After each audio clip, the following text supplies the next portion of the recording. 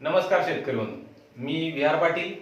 आज सगळ्या आपल्या सर्व शेतकऱ्यांच्यासाठी एक नवीन युट्यूब चॅनल सुरू करतोय आम्ही, ॲग्रीज क्रॉप केअर नावानं. ॲग्रीज क्रॉप केअर हा कन्सेप्ट काय आहे किंवा ॲग्रीज क्रॉप केअर कशा माध्यमातून काम करणार आहे? तर ॲग्रीज क्रॉप केअर ही एक चळवळ आहे. या चळवळीच्या माध्यमातून आपण येणाऱ्या काळामध्ये जे व्हिडिओ बघणार आहे किंवा जी माहिती संकलित करणार आहे किंवा जी माहिती आम्ही शेतकऱ्यांच्यापर्यंत जी पोहोचवणार आहे, ही माहिती सर्व शेतीशी निगडीत असेल, शेतकऱ्यांशी जोडलेली असेल आणि डायरेक्ट शेतामधली याची नाळ जोडलेली असेल. आणि या माध्यमातून आज आपण शेतकऱ्यांच्यासाठी वेगवेगळ्या कन्सेप्ट मध्ये येणाऱ्या काळामध्ये जे व्हिडिओ बघणार आहात त्याची एक रूपरेषा कशी असेल किंवा हे युट्यूब चॅनल कोणकोणत्या गोष्टीमध्ये, कोणकोणत्या पिकांच्या वरती आणि कशा कशा प्रकारची माहिती देणार आहे याच्याविषयी आपण थोडीशी चर्चा करणार आहोत.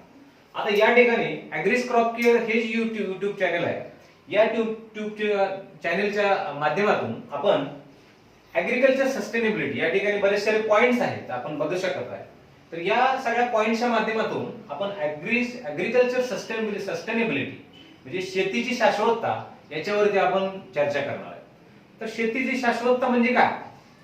शेतीची एक अखंडता म्हणजे काय? शाश्वतता म्हणजे काय? जे काल आहे, जे आज आहे आणि जे उद्या राहणार आहे याला आपण एक शाश्वत असं म्हणतो. जे काल आहे, जे आज आहे आणि जे उद्या राहणार आहे याला आपण एक शाश्वतता असं म्हणतो. हे मी का रिपीट करतोय, का सांगतोय लक्षात घ्या.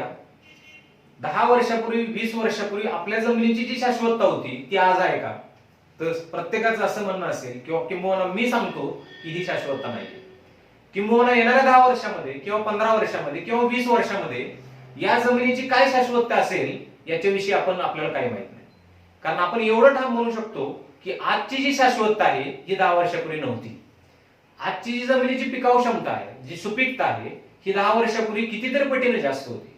कारण जमिनीमधले जे नॅचरल किंवा ऑर्गॅनिक प्रोड्यूस होते, जे सेंद्रिय घटक होते, या सेंद्रिय घटकांचा प्रचंड मोठ्या प्रमाणात ऱ्हास होतो. आणि हा ऱ्हास कुठंतरी आपल्या जमिनीचा गळा दाबण्याचा प्रयत्न करत आहे. आणि ही शाश्वतता किंवा ही सस्टेनेबिलिटी ही खूप मोठ्या प्रमाणात कमी झाली, लक्षात घ्या.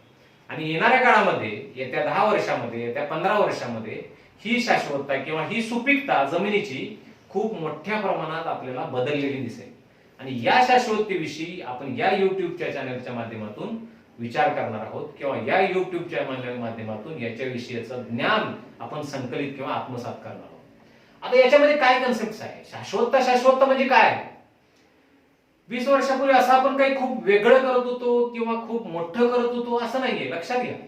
आपण काय करत होतो? आपण माफक प्रमाणामध्ये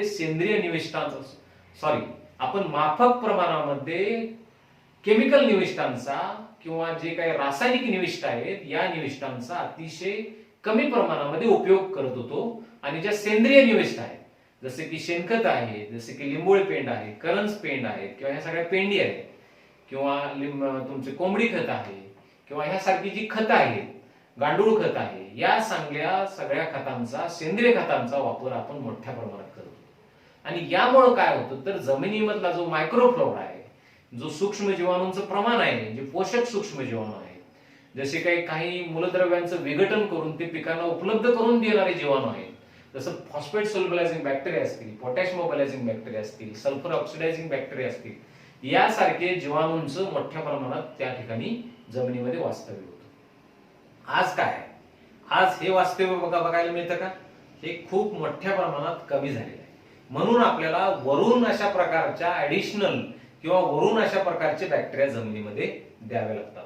ते पूर्वीच्या काळी स्वतःहून नॅचरली, नैसर्गिकरित्या तयार व्हायला सुरुवात होतं. सर्वसाधारण असा एक कन्सेप्ट आहे की जमिनीचं टेम्परेचर हे 25 ते 27 डिग्री असेल आणि जमिनीची आर्द्रता ही 70% असेल तर कालांतरानं त्या जमिनीमध्ये गांडूळ तयार व्हायला लागतात.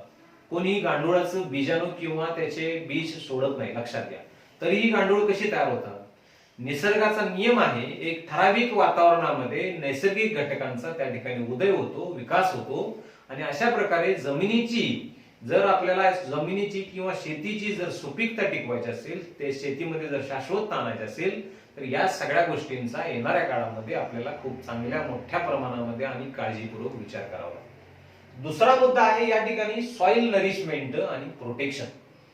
जमिनीचे नरिशमेंट म्हणजे जमिनीचं पोषण जमिनीचं भरण, जमिनीचा सांभाळ कसा करायला पाहिजे, जमिनीमधला सीएन रेशो, जो कर्ब नत्रचा रेशो आहे, जो कुठल्याही गोष्टी कुजवण्याचं काम करतो, कुजवण्याचा वेग नियंत्रित करतो आणि नत्राचं प्रमाण पिकामधलं आणि कर्बचं प्रमाण याचं प्रमाण नियंत्रित ठेवतो, जेणेकरून त्याच्यावरती पडणारा रोगाचा प्रादुर्भाव असेल हा नियंत्रित केला जातो किंवा संतुलित केला जातो. अशा पद्धतीच्या जमिनीचं पोषण कसं करायचं याच्याविषयीचे बरेच सारे ठोकताळे आपण या युट्यूब चॅनेलच्या माध्यमातून बघणार. जमिनीचं रक्षण कसं करायचं आहे, तिचं पोषण कसं करायचं आहे, आणि कुठलाही पीक असेल, जर आपण एक 100 मार्काचा पेपर ठेवला त्या पिकाचा, तर त्यातले 70 मार्क हे जमिनीवरती असतात. मग त्याच्यामध्ये खताचं व्यवस्थापन असेल, त्याच्यामध्ये पाण्याचं व्यवस्थापन असेल, त्याच्यामध्ये असणारं जमिनीचा सुपीकतेचं व्यवस्थापन असेल, या सगळ्या गोष्टींचं आपल्याला या सदराखाली, सॉइल नरिशमेंट आणि प्रोटेक्शन या सदराखाली आपण या सगळ्या गोष्टींचा काय करणार आहे, अभ्यास करणार आहोत. याच्यामध्ये बऱ्याच साऱ्या कन्सेप्ट आहेत. जमिनीची सुपीकता, जमिनीची उत्पादकता या गोष्टीवरती आपण खूप मोठ्या प्रमाणात विचार करणार आहोत. कारण एक म्हण म्हटली जाते, एक मराठीत किंवा इंग्लिशमध्ये एक म्हण आहे, प्रत्येक सुपीक जमीन ही उत्पादित असते, पण प्रत्येक उत्पादित जमीन ही सुपीक असतेच असं नाही. याचा अर्थ कसा आहे, यावर्षी मला 10 क्विंटलचं उत्पादन झालेलं आहे, पण पुढल्या वर्षी त्याच जमिनीतून मला जर 2 क्विंटलचं उत्पादन होत असेल तर ओळखून जायचं आपली जमीन सुपीक नाहीये. जरी तिने गेल्या वर्षी, गेल्या काळामध्ये, गेल्या सीझनमध्ये 10 क्विंटल उत्पादन दिलेलं असेल, तरी देखील ती सुपीक का नाहीये, कारण तिचा वरवरून ते आपण जेवढी खतं टाकतो तेवढी पिकाला मिळतात, पण तिचं आतून जे भरण व्हायला पाहिजे किंवा जे आवश्यक आहे ते त्यातून आपल्याला होत नाही. तर याच्याविषयीचा आपण विचार करणार आहोत. जमिनीची सुपीकता कशी टिकता येईल, तिची सुपीकता कशी वाढवता येईल, आणि त्या माध्यमातून जमिनीची उत्पादकता कशी वाढवता येईल, आणि हे वाढवण्यासाठी काय उपाययोजना कराव्या लागतील, या सदराखाली आपण याचा विचार करणार आहोत किंवा चर्चा करणार आहोत. याच्यानंतरचा तिसरा मुद्दा आहे ऑर्गॅनिक फार्मिंग, सेंद्रिय शेती. खूप मोठा विचार आहे, खूप मोठा मुद्दा आहे, खूप मोठी विचार होणं किंवा खूप मोठं त्याच्यावरती चर्चा होणं गरज आहे, काळाची गरज आहे. किंबहुना लोकांच्या आरोग्यासाठी लागणाऱ्या ज्या शेतीच्या गोष्टी आहेत, म्हणजे जे अन्न आहे, जे पोषण आहे लोकांचं, आपल्या सगळ्या मनुष्यांचं, याच्याविषयीचा खूप मोठा जाणीवपूर्वक हा विचार आहे, ऑर्गॅनिक फार्मिंग. आज विकसित राष्ट्रांच्या मध्ये सगळ्यात मोठी चळवळ ही ऑर्गॅनिक फार्मिंगची आहे. आज विकसित राष्ट्रांच्या मध्ये सगळ्यात महत्वाचं, प्रत्येक गोष्ट ही पिकवली जाते आणि ती पिकवत असताना काही नॉर्म्स मध्ये, काही नियमामध्ये, काही मूल्यामध्ये पिकवली जाते, आणि त्या माध्यमातून एक सेंद्रिय शेती हा एक खूप मोठा मुद्दा आहे, आणि याच्याविषयी आपण या सदराखाली विचार करणार आहोत. सेंद्रिय शेती करत असताना कोणकोणते नियम आहेत, कशा पद्धतीने आपण करू शकतो, किती मोठ्या प्रमाणात करू शकतो, भारताची लोकसंख्या काय आहे आणि या लोकसंख्येला हे पूरक आहे का, नाही आहे का, याच्याविषयीचा एक चर्चा आपण या ठिकाणी या माध्यमातून करणार आहोत. याच्यासाठी आपण ऑर्गॅनिक फार्मिंग, याच्यासाठी वापरल्या जाणाऱ्या निविष्ठा कशा असतील, याच्यासाठी वापरले जाणारे रासायनिक केमिकल्स आहेत का, जर नसतील तर मग कोणत्या निविष्ठा आहेत, मग त्या निविष्ठा कधी वापरायच्या आहेत, याच्याविषयीचा आपण सगळा उहापोह या कन्सेप्ट मध्ये किंवा या सदराखाली आपण करणार आहोत. याच्यामध्ये सेंद्रिय शेती हे खूप मोठं सदर आहे. नंतर पुढचं जे पॉइंट्स आहे किंवा पुढचं जे सदर आहे, याच्यामध्ये रेसिड्यू फ्री फार्मिंग, विषमुक्त शेती. बरेच जण कपलत करतात, सेंद्रिय शेती आणि विषमुक्त शेती हा काही वेगळा कन्सेप्ट नाहीये, हा जाणीवपूर्वक वेगळा कन्सेप्ट आहे, लक्षात घ्या.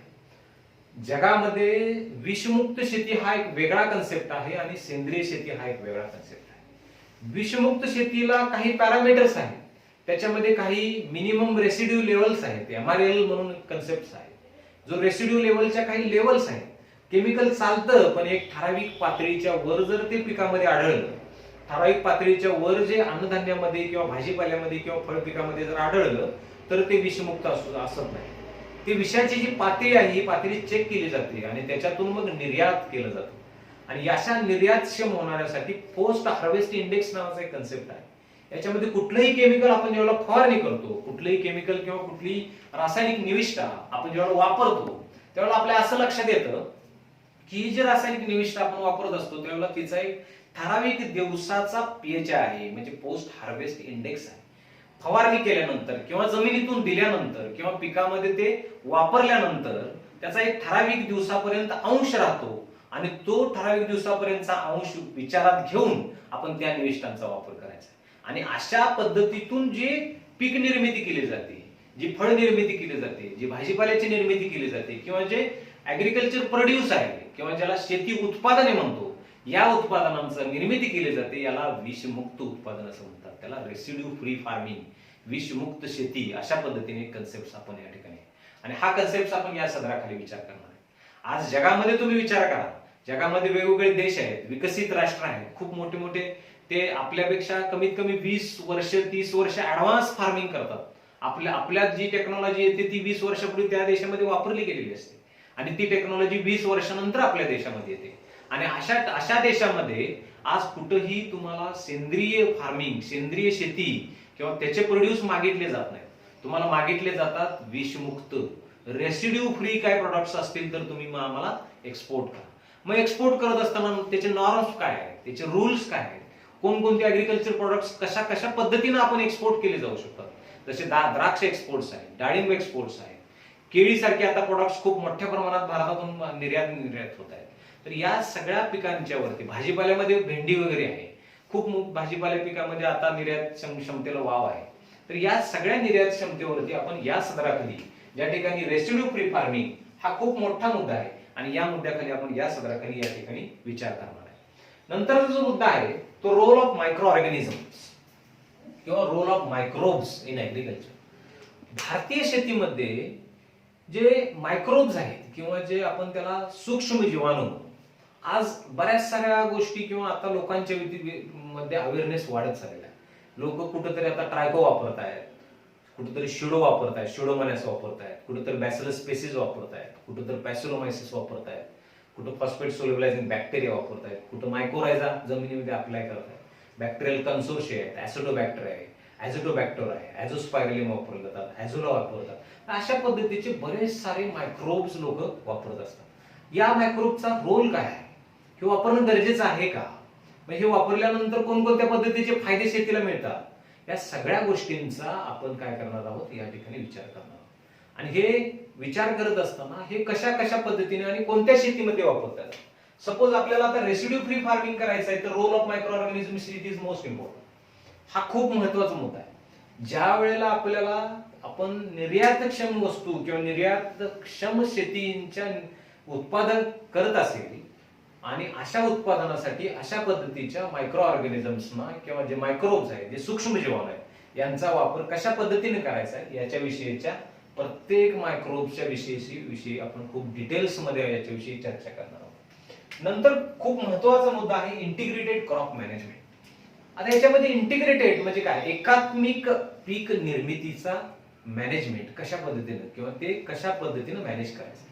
एकात्मिक पीक निर्मिती म्हणजे काय आहे, एकात्मिक पीक निर्मिती हा खूप मोठा मुद्दा आहे, लक्षात घ्या. एकात्मिक पीक निर्मितीमध्ये बरेच सारे कन्सेप्ट आहेत. त्याच्यामध्ये इंटिग्रेटेड पेस्ट मॅनेजमेंट येईल, एकात्मिक कीड नियंत्रण येईल, एक इंटिग्रेटेड डिसीज मॅनेजमेंट येईल, एकात्मिक रोग नियंत्रण हा कन्सेप्ट येईल, एकात्मिक इंटिग्रेटेड न्यूट्रिएंट मॅनेजमेंट येईल. इंटिग्रेटेड न्यूट्रिएंट मॅनेजमेंट म्हणजे एकात्मिक पोषण व्यवस्थापन येईल, ज्याच्यामध्ये खतांचा सगळ्या एकात्मिक कसा वापर केला जाऊ शकतो. आणि हा इंटिग्रेटेड शब्द काय आहे, हा इंटिग्रेटेड अप्रोच काय आहे, हा इंटिग्रेटेड म्हणजे काय. तर हा इंटिग्रेटेड म्हणजे असा कन्सेप्ट आहे की सगळ्या निविष्ठांचा किंवा सगळ्या बाबींचा विचार करणं. सपोज आता इंटिग्रेटेड डिसीज मॅनेजमेंट किंवा इंटिग्रेटेड पेस्ट मॅनेजमेंट हा एक कन्सेप्ट आहे. म्हणजे एकात्मिक कीड नियंत्रण आणि एकात्मिक रोग नियंत्रण म्हणजे काय कन्सेप्ट आहे. तर एकात्मिक कीड नियंत्रण हा ज्यावेळेला आपण एक उदाहरणादाखल मी तुम्हाला सांगतोय की एकात्मिक कीड नियंत्रण हा कन्सेप्ट कसा आहे. तर ह्या ज्यावेळेला एखादी कीड येते, सपोज एखादी कीड आलेली आहे, सपोज आता कापसाचा सीझन मोठ्या प्रमाणात सुरू आहे, तर कापसावरती बोंडअळी आली, तर बोंडअळी आली की लगेच लोक काय करतात, लगेच मग कीटकनाशकांच्या भरमसाठ फवारण्या करायला सुरुवात करतात. सपोज मिरचीवरती किंवा एखादा व्हाईट पांढरी माशीचा प्रादुर्भाव झालेला आहे, तर प्रचंड मोठ्या प्रमाणात कीटकनाशक म्हणजे मोठ्या महागडी कीटकनाशक स्प्रे केली जातात, मारली जातात. आणि मग यातून काय होतं, तर त्या किडीमध्ये एक पद्धतीचा उद्रेक निर्माण होतो, एक पद्धतीचा रिसर्जन्स होतो, एक पद्धतीचा विष पचवण्याची ताकद निर्माण होते आणि नंतरच्या काळामध्ये जो किडींचा वाढणारा प्रसार आहे तो हाताबाहेर जातो. मग याच्यासाठी काय करावं लागेल तर आपल्याला एकात्मिक असा अप्रोच ठेवावा लागेल, एकात्मिक आपल्याला विचार करावा लागेल आणि त्याच्यातून नियंत्रण करावं लागेल. मग या कन्सेप्टमध्ये एखादं पीक असेल, सपोज द्राक्ष शेती आहे किंवा सपोज तुमची डाळिंब शेती आहे, केळी आहे, पपई आहे किंवा पेरू आहे किंवा तुमचा भाजीपाला टोमॅटो आहे, काकडी आहे किंवा अशा पद्धतीची भाजीपाला, याच्यामध्ये क्रॉप नियंत्रण कसं केलं जातं. आज तुम्ही बघा, जो आपला खर्च आहे तो खर्च वाढत चाललेला आहे. मग तो किडींच्या वरती असेल, कीड नियंत्रणावरती असेल, रोग नियंत्रणावरती असेल किंवा रासायनिक खतांच्या संदर्भातले असेल, हा खर्च वाढत वाढत वाढत खूप सारं वाढत चालला. आपण पुस्तकात शिकलो, सगळं शिकलो आपण, पण हे कुठंतरी आपल्याला व्यवहारात किंवा कुठंतरी फील्डवरती ह्या गोष्टी कशा वापरता येतील आणि ह्या कशा वापरल्या पाहिजे याच्याविषयीचा एक थोडासा कन्सेप्ट, याच्याविषयीचं एक थोडंसं ज्ञान आपण या कन्सेप्टच्या माध्यमातून या सदराखाली जो एकात्मिक पीक नियंत्रण आहे याच्यामध्ये आपण पीक वाईज जाणार आहोत. याच्यामध्ये आपण पीक वाईज जात असताना कोणत्या पिकामध्ये कसा नियंत्रित किंवा कसा अप्रोच ठेवायला हवा याच्याविषयीचा आपण खूप डिटेल्स चर्चा आणि खूप अगदी विस्तृत चर्चा या कन्सेप्ट खाली करणार. नंतर सगळ्यात शेवटचा मुद्दा आहे तो क्रॉप प्रोडक्शन आणि प्रोडक्टिव्हिटी. आता हे सगळं करत असताना जमिनीची शाश्वतता विचारात घेतली, ऍग्रिकल्चर सस्टेनेबिलिटी, जसं मी मगाच्या पासून थोड्या वेळापासून सांगतोय तुम्हाला 10-15 मिनिटापासून, हे सगळे कन्सेप्ट मी तुम्हाला सांगितले. पण हे सगळे कन्सेप्ट मी सांगत असताना वास्तव काय आहे आणि हे वास्तव कशा पद्धतीने हे होऊ शकतं का की मी सांगितलेले सगळे कन्सेप्ट फक्त पुस्तकी आहेत, हे व्यावहारिक ज्ञानामध्ये याचा काय उपयोग होऊ शकतो का याच्याविषयी सपोज आपण विचारात घेतलं. चला, शेतीची शाश्वतता चला विचारात घेतली, ओके, शेती शाश्वततेविषयी आपण सगळे विचार केले, जमिनीचं सगळं न्यूट्रिशन केलं, पोषण केलं, भरण केलं, त्याचं रक्षण केलं, सेंद्रिय शेतीविषयीचे सगळे कन्सेप्ट समजून घेतले, विषमुक्त शेतीविषयीचे सगळे सगळे सगळे नॉलेज, सगळं ज्ञान आत्मसात केलं. नंतर तुमचे मायक्रोब्स जे सूक्ष्म जीवाणूंची गरज आहे ते सगळे आपण विचारात घेतले. नंतर तुमचा इंटिग्रेटेड एकात्मिक पीक मॅनेजमेंट, एकात्मिक पिकाचं संगोपन कशा पद्धतीने केलं जातं याच्याविषयी सगळं जाणून घेतलं. आणि या सगळं जाणून घेतल्यानंतर हे सगळं जाणून घेतल्यानंतर आपल्याला प्रोडक्शन वाढणार आहे का, हे सगळं जाणून घेतल्यानंतर हे सगळं प्रोडक्शन वाढणार आहे का, आणि हे सगळं प्रोडक्शन वाढत असताना प्रोडक्टिव्हिटी वाढणार आहे का. लक्षात घ्या, भारतामधली आत्ताची जमीन आहे, जी पिकाऊ जमीन आहे, या जमिनीचं प्रमाण वाढणार नाही. जमीन ही तेवढीच राहणार आहे, पण त्याचं जे उत्पादन वाढवायचं असेल तर सगळ्यात महत्वाचं प्रोडक्टिव्हिटी वाढली, उत्पादकता वाढवली पाहिजे. ज्या वेळेला उत्पादकता वाढणार आहे आणि त्यावेळेलाच एकूण मूलभूत प्रोडक्शन हे वाढणार आहे. लक्षात घ्या, जे 1 एकरामध्ये आज 10 टन निघतंय ते कुठेतरी 12 टन निघालं पाहिजे, कुठेतरी 15 टन निघालं पाहिजे. ही जी प्रोडक्टिव्हिटी आहे, ही जी उत्पादकता आहे, या सगळ्या बाबींचा विचार करून आपल्याला ही कशी वाढवता येईल याच्याविषयीचे काही ठोकताळे, याच्याविषयीचे काही नियमावली आपण या कन्सेप्टमध्ये किंवा या सदराखाली आपण जाणून घेऊ. तर या ठिकाणी हे ॲग्रीज क्रॉप केअर या चॅनेलच्या युट्यूबच्या चॅनेलच्या माध्यमातून या सगळ्या वरील गोष्टींचा बाबींचा आपण खूप ठळकपणे आणि विस्तृतपणे विचार करणार आहोत. हा विचार होत असताना याच्याविषयी असणारे शंका, प्रॉब्लेम्स, बऱ्याच साऱ्या शंका पुढे येतील, बरेच सारे प्रॉब्लेम्स पुढे येतील, बऱ्याच जणांच्या समस्या असतील. बरेच जण म्हणतील हे कसं शक्य आहे, हे होऊ शकतं का, आणि हे होण्यासाठी काय करावं लागेल. आपण या सगळ्या गोष्टींचा या ठिकाणी विचार करणार आहोत आणि चर्चाही करणार आहोत. नुसता विचार नाही तर आपण या गोष्टीविषयी चर्चा करणार आहोत. लक्षात घ्या, आणि या सगळ्या चर्चांसाठी तुमचा अभिप्राय हा आमच्यासाठी खूप महत्वाचा असेल, कारण तुमच्या अभिप्रायामधून आम्हाला नवीन नवीन आयडियाज येतील. तुमचे प्रश्न जे असतील या प्रश्नातून आम्हाला नवीन नवीन संकल्पना आमच्या डोक्यामध्ये येतील, आणि या संकल्पनेच्या माध्यमातून तुम्हाला किंवा एखाद्या शेतकऱ्याला, जो मुळातला शेतकरी आहे, जो ग्रॉस रूट लेवलवरती काम करतोय, जो सकाळी 9 वाजल्यापासून, सकाळी 7 वाजल्यापासून, 6 वाजल्यापासून संध्याकाळी 6 वाजेपर्यंत जो काम करतोय, आणि या शेतकऱ्यासाठी आपल्याला काहीतरी देता यावं याच्या माध्यमातून आम्ही ॲग्रीज क्रॉप केअर या माध्यमातून या सगळ्या गोष्टीविषयीची एक युट्यूब चॅनल या ठिकाणी सुरू केलं. तर सर्व शेतकरी बंधूंना माझी या ठिकाणी नम्र विनंती आहे की तुम्ही या युट्यूब चॅनलला लाईक करा, सबस्क्राईब करा, जेणेकरून येणाऱ्या काळामध्ये या सगळ्या कन्सेप्ट्स वरती जे काही विस्तृत आणि जे काही ज्ञानात्मक असे, विश्लेषणात्मक असे जे काही व्हिडिओज होणार आहेत याच्याविषयीचा तुम्ही भरपूर आस्वाद घ्याल, भरपूर नॉलेज घ्याल, ज्ञान घ्याल, आणि हे ज्ञान आपल्या जमिनीमध्ये, आपल्या शेतीमध्ये तुम्ही ते इम्प्लिमेंट कराल, तुम्ही ते जरूर वापराल. आणि या वापरण्याच्या माध्यमातून सगळ्यात शेवटचा जो मुद्दा आहे, एक प्रोडक्शन आणि एक जो प्रोडक्टिव्हिटी, हे तुम्ही जरूर वाढवणार आहे, याची एक अपेक्षा बाळगतो आणि या ठिकाणी आज या ठिकाणी थांबतो. नमस्कार.